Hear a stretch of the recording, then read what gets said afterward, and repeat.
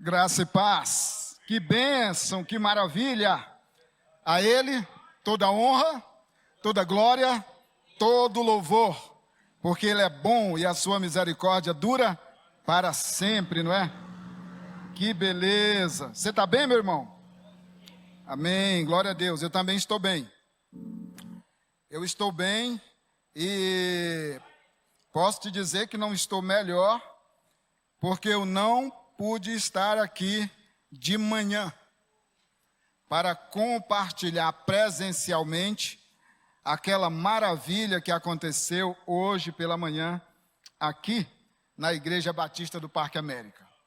Aliás, eu acho que as datas estão meio de marcação comigo, porque aconteceu um passeio maravilhoso entre vocês, irmãos, que até hoje o pessoal fala na minha casa desse passeio, e eu não pude ir, eu estava trabalhando. Aconteceu uma festa maravilhosa hoje pela manhã, e eu não pude vir porque eu estava trabalhando. Vai acontecer um passeio dos jovens, acampamento, no final da próxima semana, na próxima semana. Eu ainda estou jovem. Também não vou porque vou estar trabalhando. Então, mas vai chegar a minha vez. Vai chegar a minha vez, tá bom?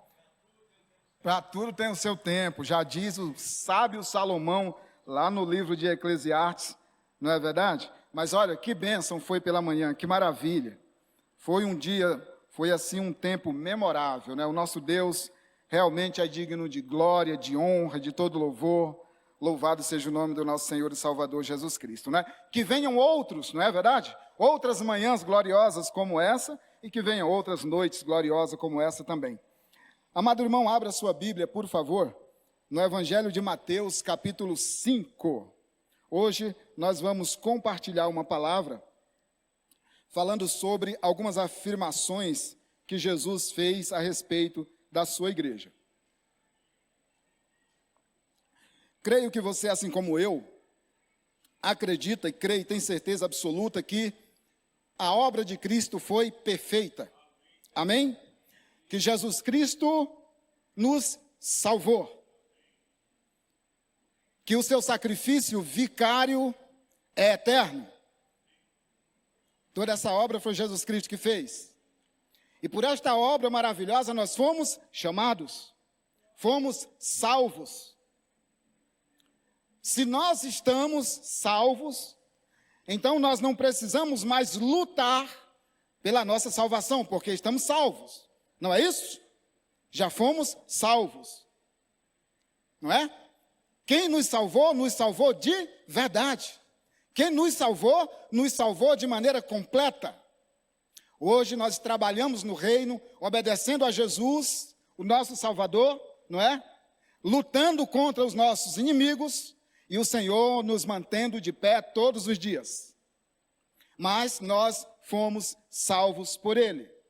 Ele nos salvou, nos buscou, nos transportou, nos salvou, nos abençoou com todas as sortes de bênçãos nas regiões celestiais. Isso nós temos certeza absoluta, ninguém tem dúvida disso. Pois bem, você abriu aí Mateus capítulo 5, encontrou? Então eu quero compartilhar uma palavra contigo, que está no versículo, vamos até o versículo 13. Esse sermão, conhecido como Sermão das Bem-aventuranças, é o maior sermão que já foi pregado na história da humanidade. E foi pregado pelo maior pregador, pelo maior homem que já pisou esse solo, o nosso Senhor e Salvador Jesus Cristo. Nesse sermão contém as maiores e melhores promessas para o povo de Deus, para aquele que crê, aquele que acredita, aquele que é salvo. Então, Jesus vai falando aqui das bem-aventuranças, aqui logo a partir do versículo 5, né? A partir do versículo 3, na verdade. Quando chega no versículo 13, ele faz duas afirmações a nosso respeito. Ele disse assim: vós sois o sal da terra. Vós sois a luz do mundo. Duas afirmações. Eu falar para você, meu irmão, que você é o sal da terra, é uma coisa. Jesus falar para nós que nós somos o sal da terra, é outra coisa. Eu fazer essa afirmação, que você é a luz do mundo, é diferente da afirmação que Jesus Cristo faz. Você é luz do mundo. Somos sal da terra. Foi ele que disse. Somos salvos. Falar de sal agora, nesse exato momento, quando já há a refrigeração, também é fácil. Porque se hoje eu te entregar um pedaço de carne e falar para você assim, guarda esse pedaço de carne, você vai guardar onde? No congelador. Por quê? Porque o gelo também protege. Mas na época de Jesus, não. Na época de Jesus não existia refrigeração. A única maneira de se preservar o alimento era o sal. Não havia mais nada. Só o sal preservava o alimento. Então, quando Jesus disse assim, vós sois o sal da terra, ele não está tomando essa metáfora, o sal, simplesmente. Não, é muito mais que isso. Nós vamos ver hoje, é muito mais que isso. Ele poderia ter dito assim, vocês são o açúcar, vocês são o mel. Não, vós sois o sal.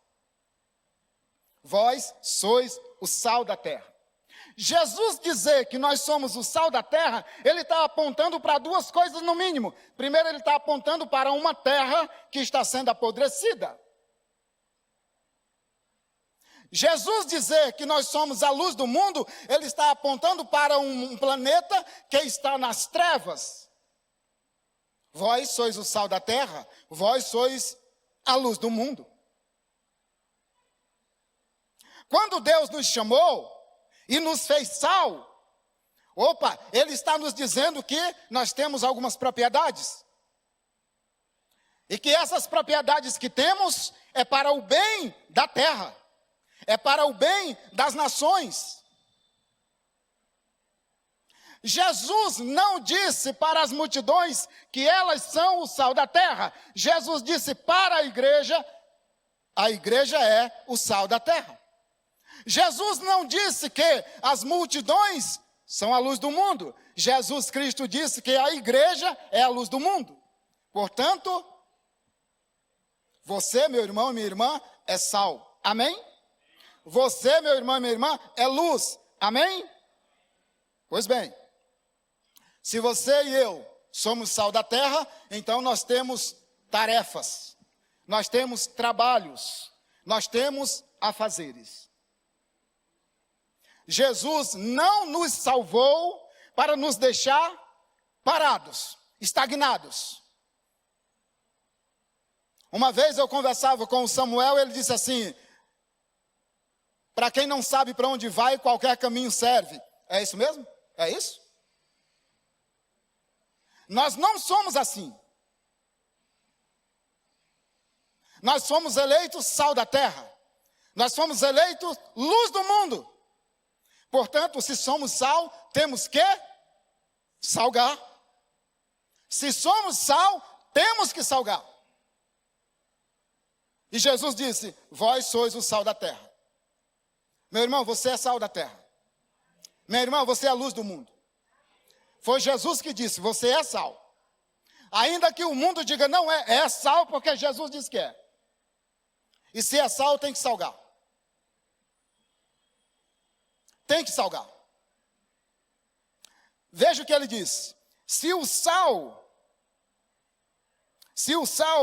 se tornar insípido, para nada presta. Só para ser lançado fora e pisado pelos homens. O que é o sal se tornar insípido? É o sal sem sabor, não salga. Cuidado, nós vamos passar por lá. Mas você é sal. Portanto, eu te convido nessa noite para a gente fazer algumas observações sobre essa palavra de Jesus. Vós sois o sal da terra. Primeiro, meu irmão, que O sal, ele não recebe sabor de nada.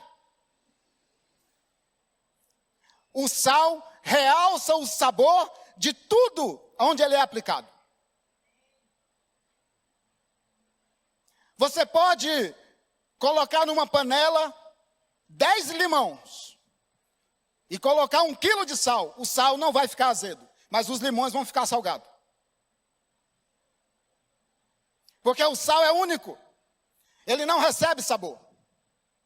O sal não tem a sua composição alterada a ponto de mudar. Tudo que o sal toca, ele influencia e não é influenciado. Ele muda e não é mudado. Quando Jesus Cristo disse assim, vós sois o sal da terra, ele está dizendo, vós tem o poder de influenciar aqueles que estão ao teu redor. Isso é influenciar. O cristão, meu irmão, não é influenciado. O cristão influencia o outro. Por quê? Porque você carrega dentro de você o sal. Você carrega dentro de você algo que o mundo não tem. Você conhece um Deus que o mundo não conhece. Você conhece o poder de Jesus e o mundo não conhece. Você conhece a doçura de Jesus e o mundo não conhece. Só você, meu irmão, conhece esse poder glorioso de Jesus Cristo. Portanto, você não é influenciado, você influencia o outro. Influência. Influência é uma palavra que fala de algo que está dentro de mim e é lançado de mim para dentro do outro. Isso é influência, influenciar o outro. Flui daqui. O que é que nós carregamos dentro de nós? Quem é que mora em nós? Quem é que habita em nós? Quem é que está em nós? Quem é que nos guia? O Espírito Santo de Deus. Então, quando você e eu, nós estamos em algum lugar, nós não somos alterados pelo ambiente que estamos, mas nós podemos alterar o ambiente. Quando nós estamos numa sala de aula, a sala de aula não nos transforma, nós o transformamos ela, porque nós temos o que ela não tem. Quando nós estamos no nosso trabalho, o nosso trabalho não nos influencia, mas nós influenciamos aqueles que estão conosco. Porque somos sal da terra, isso é salgar. O sal, ele não recebe sabor de absolutamente nada. Presta atenção numa coisa, sal é símbolo de humildade. Quando Jesus Cristo disse, você é sal da terra, ele está dizendo assim, a tua ação como sal não é vista, mas é sentida. Ninguém vê a ação do sal, mas se sente. Quando você leva alguém para almoçar na sua casa, e você faz aquele almoço gostoso, quando as pessoas saem de lá, elas não saem dizendo assim, que sal você usou? Não. Elas saem dizendo, que comida saborosa. Quem foi que realçou o sal quem foi que realçou o sabor dessa comida? O sal.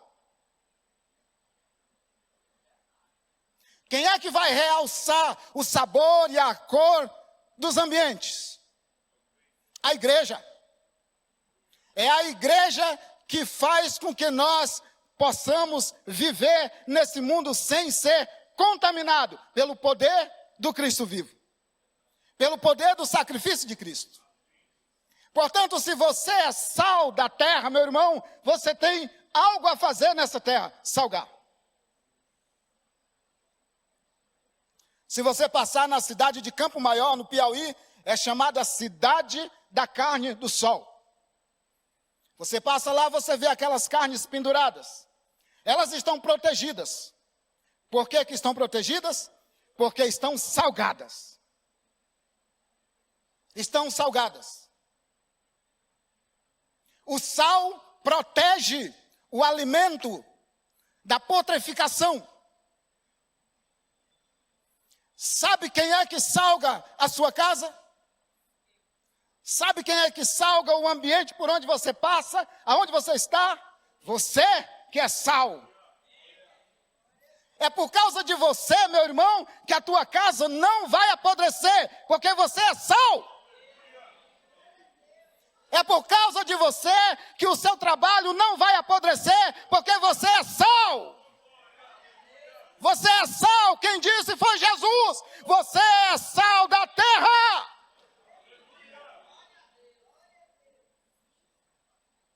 Pode falarem o que falar, podem fazerem o que quiser, você continuará sendo sal.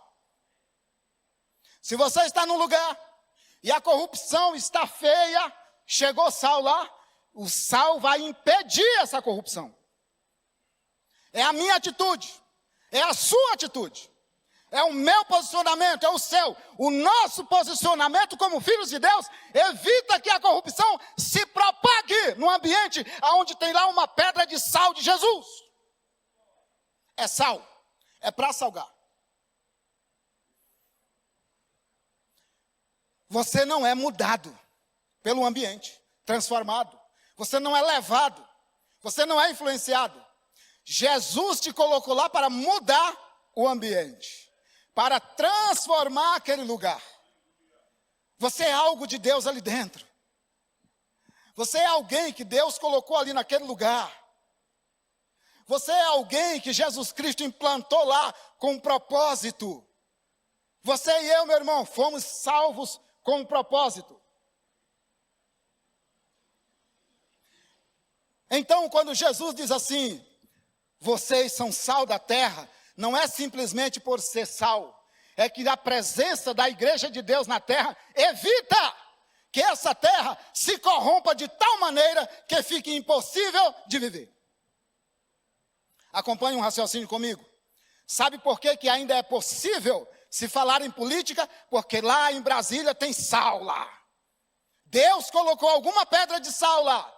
E ainda evita que a corrupção seja demasiada. Tem gente lá que Deus colocou para salgar. Sabe por que que as salas de aulas do país ainda são aconchegantes? É porque tem sal de Deus lá dentro. Tem algum professor, alguma professora que é sal de Deus lá dentro e está salgando. Tem algum aluno que é sal de Deus e está salgando. Tem algum diretor que é sal de Deus e está salgando. Para que a corrupção não tome conta de tudo. Tem sal de Deus salgando lá. Sabe por que que as empresas ainda andam? Elas ainda geram emprego. Não são destruídas. Há sal de Deus lá dentro. Tem um empresário que é sal de Deus. Tem um empregado que é sal de Deus. Sal está salgando. E glória a Deus está salgando. No transporte público tem sal de Deus salgando. Nas igrejas. Dentro dos templos, aí eu falo num contexto religioso, tem sal. É por isso que Jesus Cristo ainda é glorificado e exaltado, porque tem sal. Dentro do templo ainda tem sal, salgando sal de Deus. Às vezes, nós olhamos para grandes denominações, e elas estão sempre cheias, o movimento é grande, é gigantesco, amém, glória a Deus. Meu irmão, pode ter certeza que lá dentro tem sal. Lá dentro tem sal. Por isso que as escrituras ainda são abertas. Por isso que ainda se lê um texto bíblico. Sabe por quê? Porque lá tem sal de Deus salgando, gerando vida lá dentro. Porque Jesus Cristo disse, vós sois o sal da terra. O segundo ponto que eu quero observar com você, está aqui, ainda no versículo 13. Dá uma olhada comigo. Ele disse, se o sal vier a ser insípido, como lhe restaurará o sabor? Para nada mais presta, senão para ser lançado fora e ser pisado pelos homens. Olha aqui para mim. Uma outra característica do sal. O sal não pode perder a sua salinidade. O sal não pode perder a sua salinidade, meu irmão. Você é sal da terra? Então você não pode perder isso. Quando é que o sal perde a sua salinidade? Quando é que o crente perde a sua essência? quando ele vai se afastando do Senhor. E quando ele se afasta do Senhor, por vários motivos. Às vezes, ele começa a ler livros de autoajuda, por exemplo. E leva ele a uma outra dimensão, nos aspectos de filosofia, por exemplo. Mas esquece do poder da palavra. Quando o crente, muitas vezes, deixa de orar. E começa a se enfiar tão somente em coisas corriqueiras do dia. Vai perdendo a sua salinidade. Quando o crente para de se debruçar sobre as Escrituras, vai perdendo a sua salinidade. Quando o crente deixa de vir ao templo para ouvir a palavra, vai perdendo a sua salinidade. Existem vários caminhos que levam o crente a perder a sua essência, ou levam o sal a perder a sua salinidade. Não pode. Se perder a sua salinidade, não serve mais, foi o que disse Jesus. Quando Deus nos chamou, quando Ele nos salvou, Ele nos preparou, Ele nos capacitou, Ele nos encheu de dons, capacitações, capacidades. Quando Jesus nos salvou, Ele nos encheu desses presentes, nos fez ousados nele, nos fez capazes nele, tornando-nos adoradores dele. Não podemos perder essa essência, meus irmãos, não podemos. Porque, sendo adorador de Jesus,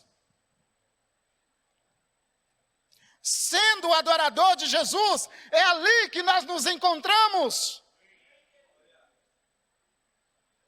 Jesus Cristo disse, João capítulo 4,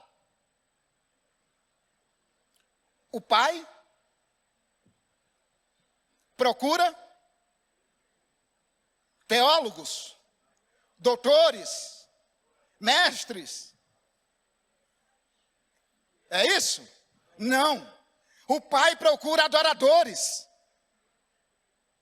O Pai procura adoradores que o adoram em espírito e em verdade. A vida e a adoração em espírito e em verdade, meu irmão, é lá que nós nos encontramos. É lá que nós sabemos, primeiramente, quem é Deus. Segundo, quem somos nós. É lá que nós encontramos o poder. É lá que nós encontramos a força. É lá que nós encontramos as estratégias. É em Jesus que nós encontramos. É de Jesus que nós recebemos. É dele que nós somos cheios, revestidos, poderosos. É dele que nós recebemos as armas para lutar, para batalhar. É Ele quem fortalece o nosso coração. É Ele quem fortalece as nossas pernas. É Ele quem fortalece os nossos braços. É Ele quem fortalece a nossa alma, o nosso espírito. É Ele. É Ele quem nos dá força. Se nós perdemos essa intimidade com Jesus, é como o sal perdendo a sua salinidade.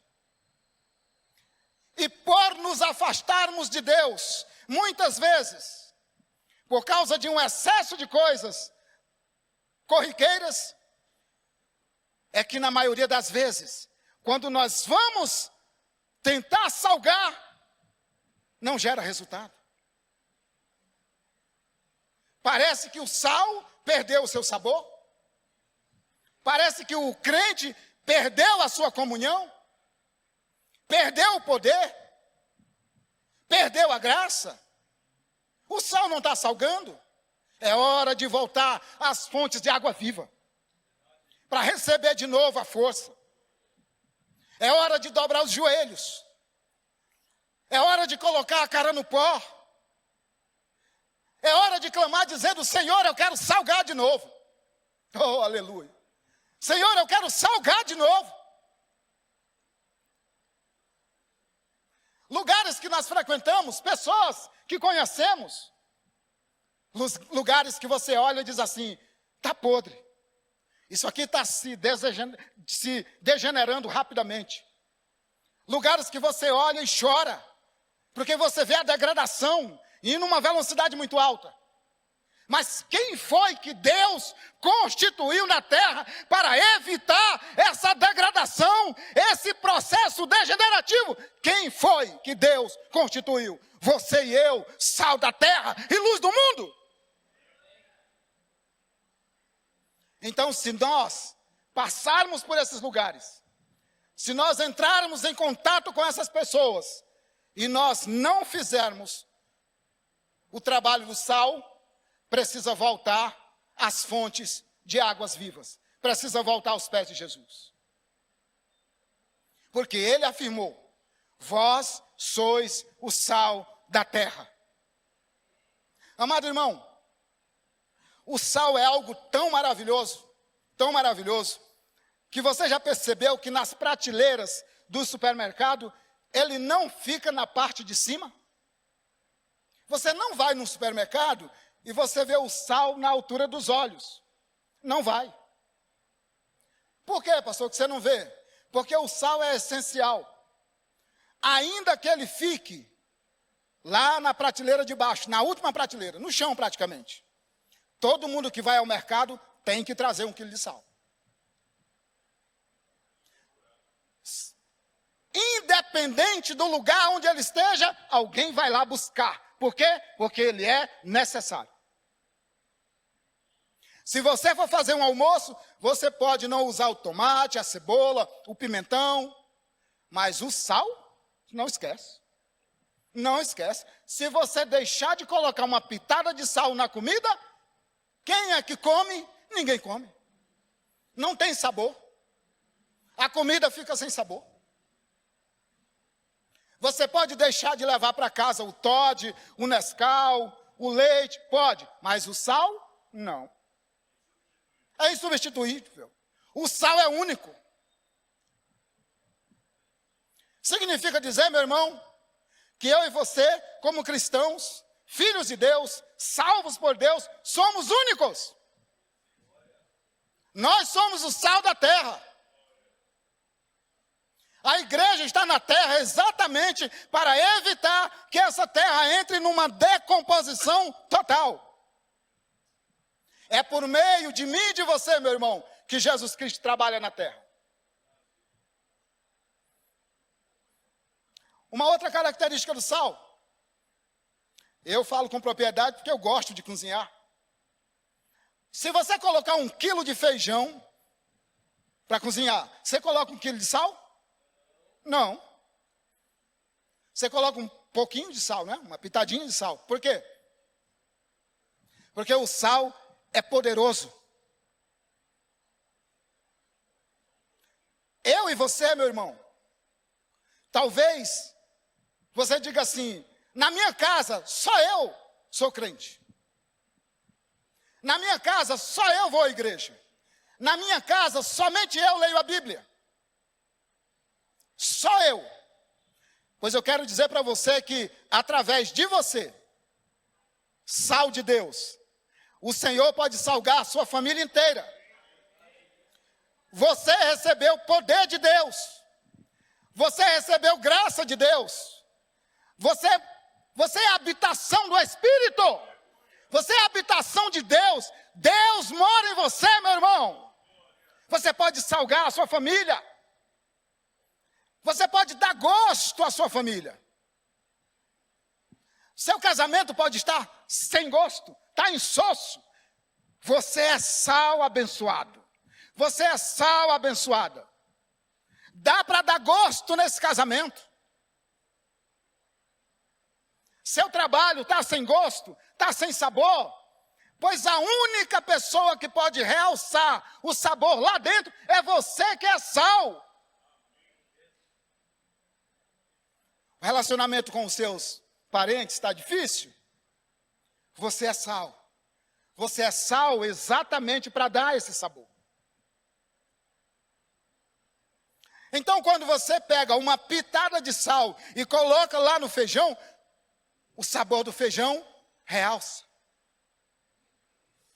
Tenta fazer um churrasco, chama os seus irmãos, seus amigos, e esquece do sal.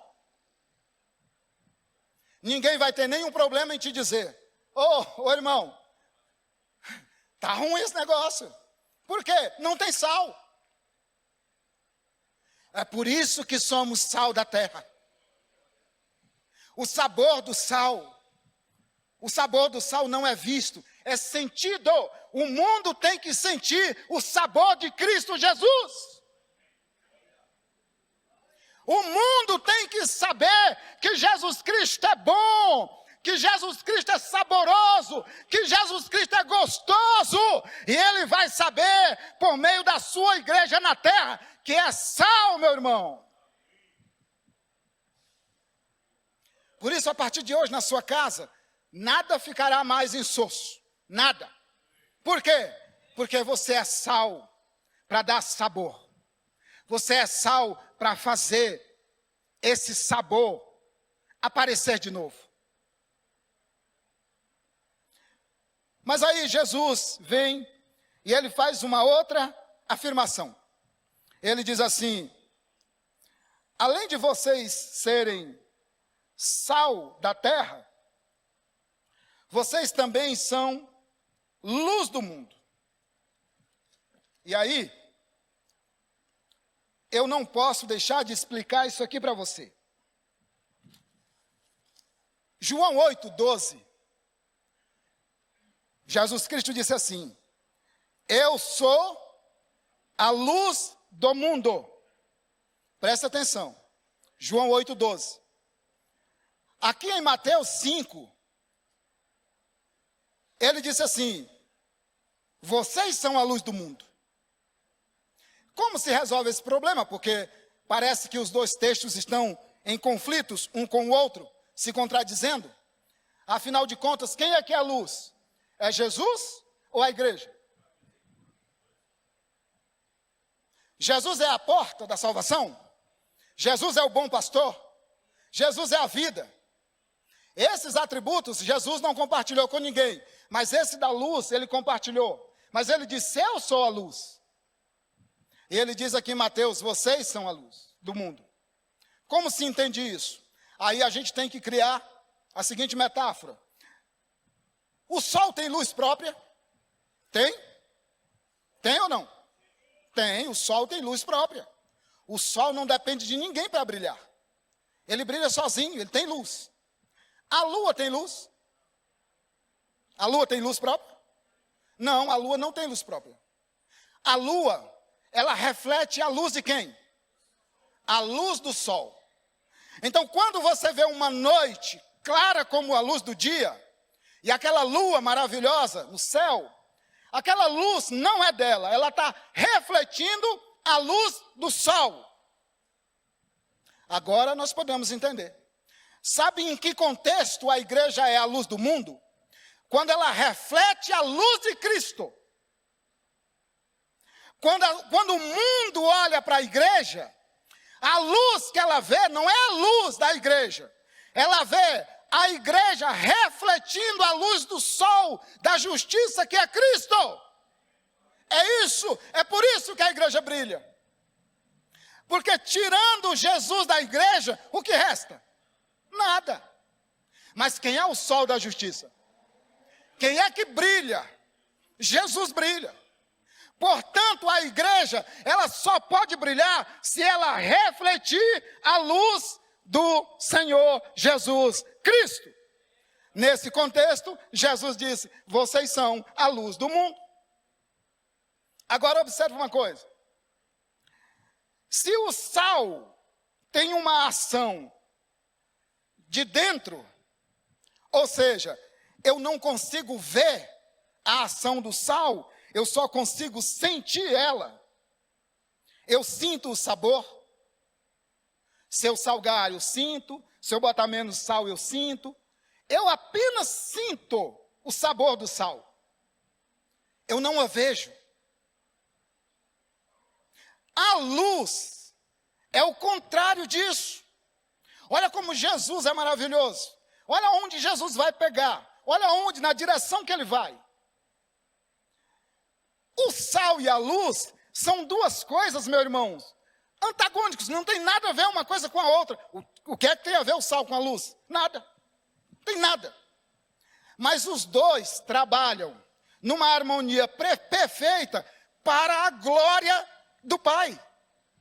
E como que isso é feito? Vós sois o sal da terra e luz do mundo. Jesus diz assim: vocês podem impedir, pela ação do sal, que o mundo se degrade totalmente, com a podridão do pecado, e vocês podem impedir que o mundo seja destruído pela ação das trevas, sendo luz. Então veja bem, se o sal você sente, a luz você vê. Olha o que ele diz no texto. Vamos voltar lá um pouquinho. Mateus capítulo 5. Quando ele faz essa afirmação de luz. Deixa eu botar aqui. O verso 14 do capítulo 5. Olha o que ele diz. Vocês são a luz do mundo. Não se pode esconder uma cidade situada no alto de um monte. Nem se acende uma lamparina, na minha está lamparina, mas em outras versões estão candeia e outros mais, para colocá-la debaixo de um alqueire ou de um cesto, mas num lugar adequado, onde ilumina bem todos os que estão na casa. Assim brilhe também a luz de vocês diante dos homens, para que vejam as boas obras que vocês fazem e glorifiquem o Pai de vocês que está nos céus. Se eu e você somos luz, então precisa ser visto. Não dá para se esconder. Portanto, não seja um crente que se esconde. Deixe Jesus Cristo brilhar na sua vida. Não seja um cristão escondido. Deixa Jesus se mostrar ao mundo por meio da sua vida. Você é luz. E a luz tem que brilhar, meu irmão. Você é luz. Você precisa estar no lugar aonde o mundo possa ver Cristo na sua vida. Sabe qual é o nosso... Sabe aonde nós erramos nesse ponto aí? É que nós, quando falamos em brilhar, aparecer, para que os outros vejam, para que o mundo veja, a primeira coisa que vem na nossa cabeça é que nós precisamos estar em cima de um púlpito com o microfone na mão. Sim. Nós precisamos fazer uma cruzada. Nós precisamos fazer um movimento no país. Nós precisamos ir para a internet. Brilhar na nossa cabeça é isso. Na cabeça de Jesus, não. Brilhar na cabeça de Jesus é muito diferente disso. Presta atenção nas afirmações de Jesus. Você precisa ser sal. Você e eu precisamos ser luz. Nós invertemos isso. Nós queremos fazer antes de ser. Antes de ser luz, nós queremos aparecer. Não. Primeiro precisa ser luz. Quer ver uma coisa? Você quer ser luz na África? Sim ou não? Sim? Você quer ser luz em Pernambuco? Sim ou não? Maravilha, te peguei. Você não sabia. Você está sendo luz primeiro em casa?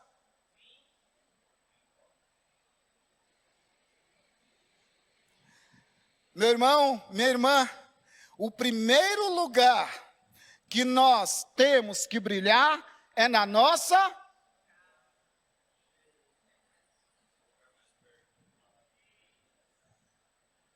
Pegou a visão? O primeiro lugar que nós precisamos brilhar é na nossa casa. Se nós não brilharmos na nossa casa primeiro, não adianta querer brilhar na África, em Pernambuco. Não adianta.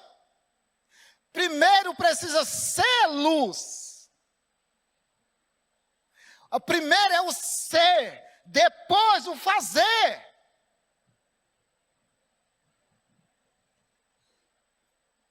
Primeiro precisa ser luz em casa.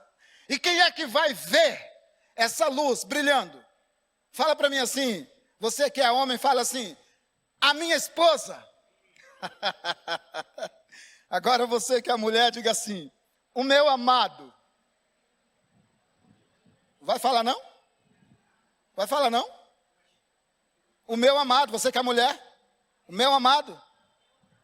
Que resistência é essa?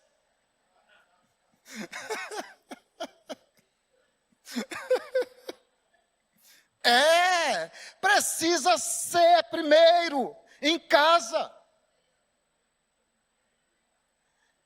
E é a esposa que vai dizer, de fato é luz, é luz.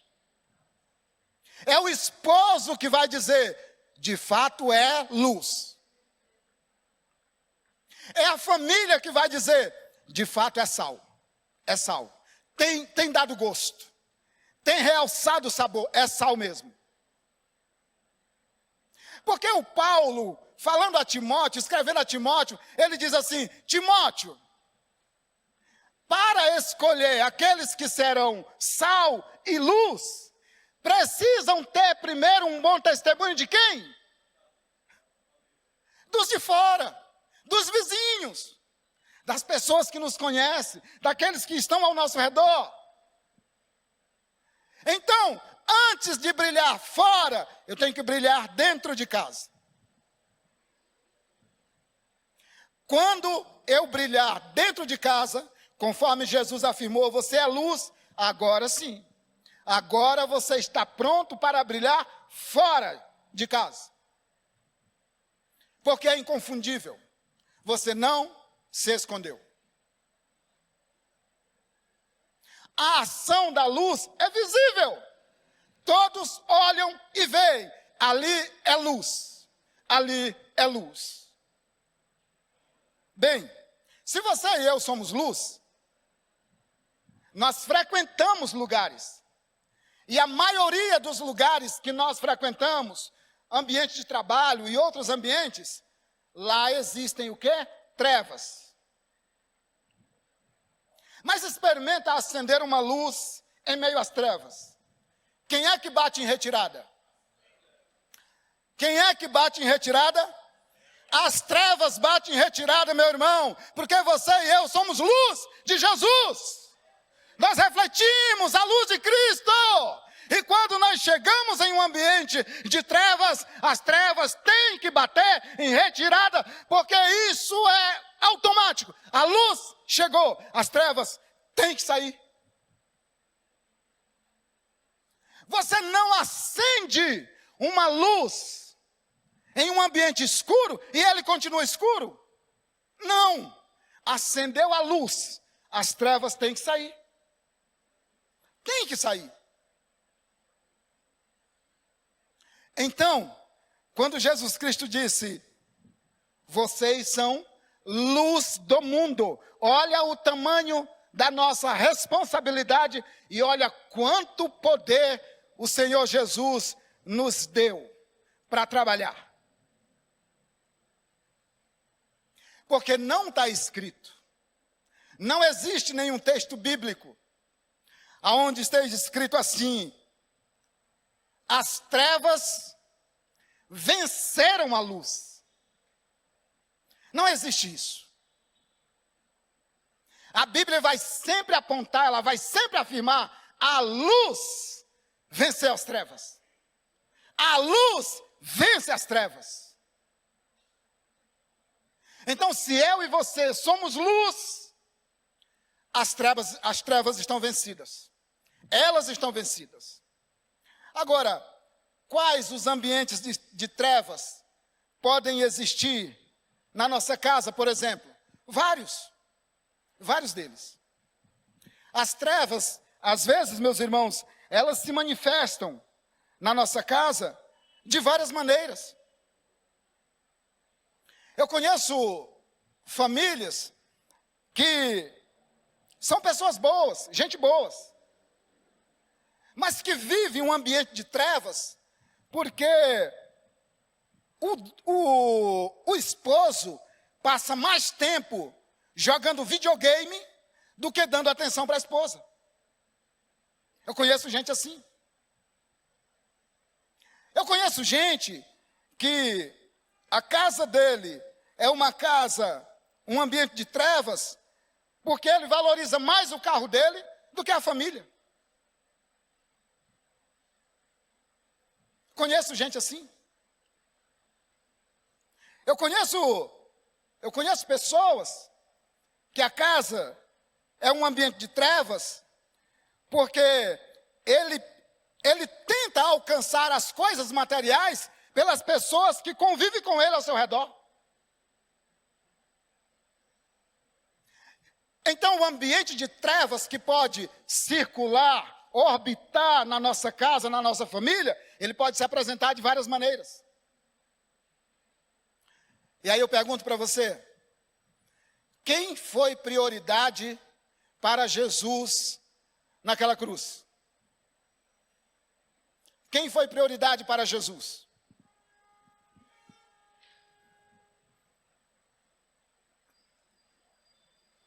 Coisas materiais? De modo algum. A Bíblia diz que ele morreu pelos nossos pecados. A prioridade de Jesus não é o pecado. A prioridade de Jesus era eu e você. Jesus prioriza pessoas. Jesus valoriza gente. Jesus gosta de pessoas. Jesus ama pessoas. Jesus ama pessoas. Ele nos ama. Jesus não ama coisas. Jesus não ama coisas. Jesus não se manifesta em coisas, meus irmãos. Jesus não se manifesta no instrumento musical, ele vai se manifestar na pessoa que está usando o instrumento. Jesus não se manifesta no carro, ele se manifesta no dono do carro, naquele que usa para a glória de Deus. Jesus se manifesta através da sua igreja e não através das coisas materiais que a igreja tem. Ouvi uma frase um dia desses que dizia assim: igreja não é templo cheio de gente. Igreja é gente cheia de Deus. Estou de pleno acordo. Igreja é gente cheia de Deus. Igreja é gente cheia do Espírito. Igreja é gente andando pelo Espírito, se movimentando pelo Espírito, abençoando pelo Espírito, orando em Espírito, adorando a Deus em Espírito, manifestando a glória do Pai em Espírito. Igreja é alguém cheio de Deus. Portanto, meu irmão, você só vai salgar, dar gosto, se você for cheia do Espírito Santo de Deus. Só vai brilhar, só vai ser visto, se for cheia do Espírito Santo de Deus. Por isso Jesus Cristo diz: igreja, você é sal da terra, você é luz do mundo. Eu acredito que você, assim como eu, todas as vezes que ver alguém, seja do nosso ciclo de amizade, seja da nossa família, amigos, ainda que um pouco distante, Mas quando nós vemos eles nas trevas, se destruindo, se degradando pelo pecado, o pecado tomando conta do coração e cada dia vai piorando, a gente não chora por dentro? A gente não sente tristeza? Por quê? Porque nós conhecemos a doçura de Cristo. Nós conhecemos o sabor de Jesus. Nós conhecemos o sacrifício que Jesus Cristo fez. Nós conhecemos a obra de Cristo Jesus na cruz. Nós sabemos que a salvação é pela graça. Nós sabemos que fomos alcançados por essa graça maravilhosa. Então o que eu quero?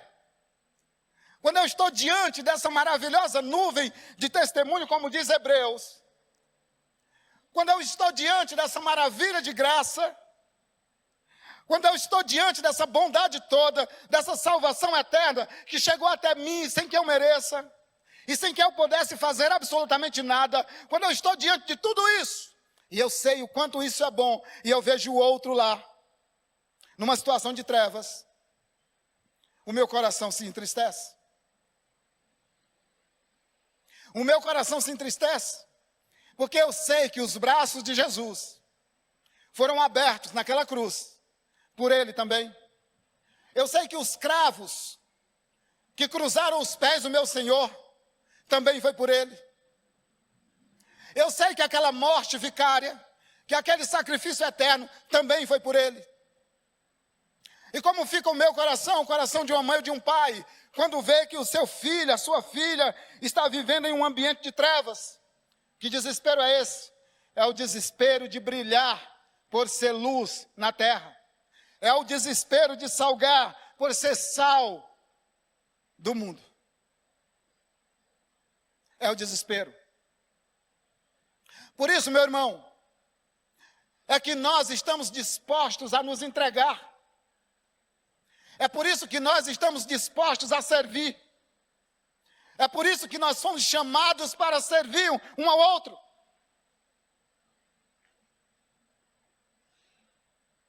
É por isso que eu não fui chamado para olhar para mim mesmo.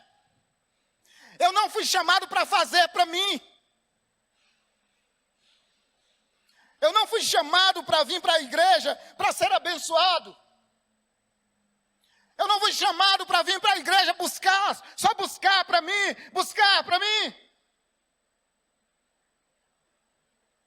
Eu fui chamado para olhar para você.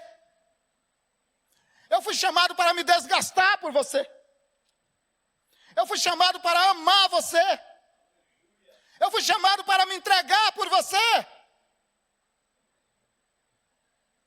Porque as Escrituras me dizem, você precisa ser parecido com Jesus. E Jesus se entregou e se esvaziou por nós.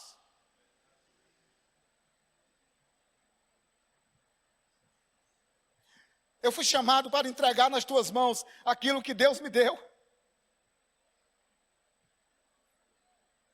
Eu não fui chamado para matar aquilo que Deus me deu dentro de mim.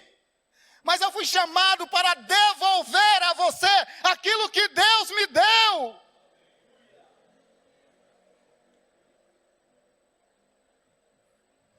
Deus vai te dar coisas grandes para você compartilhar com o necessitado.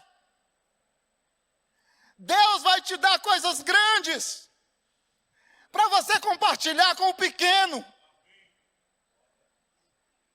Deus vai colocar palavra na sua boca. Deus vai colocar desejo no seu coração, para você ser a voz daqueles que não têm voz. Deus vai te dar pernas fortes para você correr até o necessitado. Deus vai te dar braços fortes para você abraçar e consolar o triste, o desconsolado. Deus vai te encher de dons. Deus vai te encher de dons para você ser uma bênção na vida daqueles que estão ao teu redor.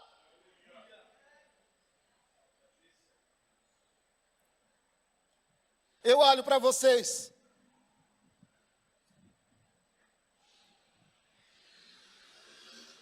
e o único O único rosto que eu não posso ver é o meu. Eu posso ver de todos vocês, meus irmãos, mas o meu eu não posso. Porque eu não fui criado para olhar para mim mesmo. Você não foi criado para olhar para você mesmo.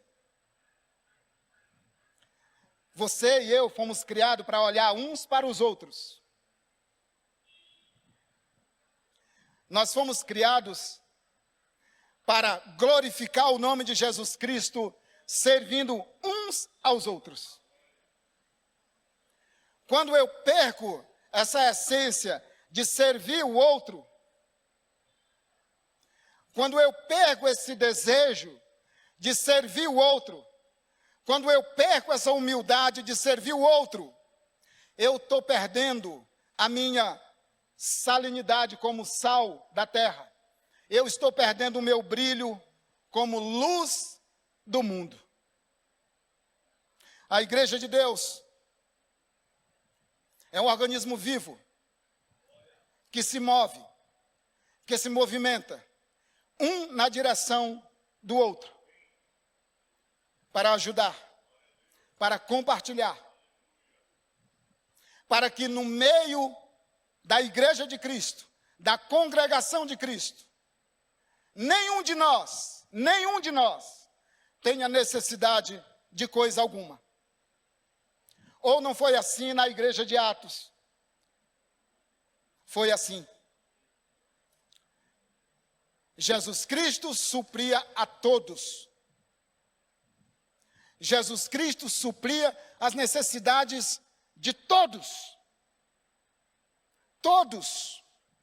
Ninguém tinha necessidade de nada. Talvez, quando nós falamos de necessidade, a única coisa que vem na nossa cabeça são coisas materiais, mas não.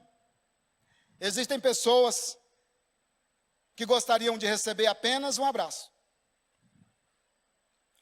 Existem pessoas que gostariam de receber apenas uma palavra de incentivo, uma palavra de consolo. Existem pessoas que gostariam de ouvir, só de ouvir, que é amada pelo nosso Senhor e Salvador Jesus Cristo. Existem pessoas carentes de abraço, meus irmãos. Abraço, um aperto de mão, uma ligação. A solidão é terrível. Por isso, meu irmão, nessa noite, para terminar essa mensagem de hoje, eu quero voltar a lembrar você.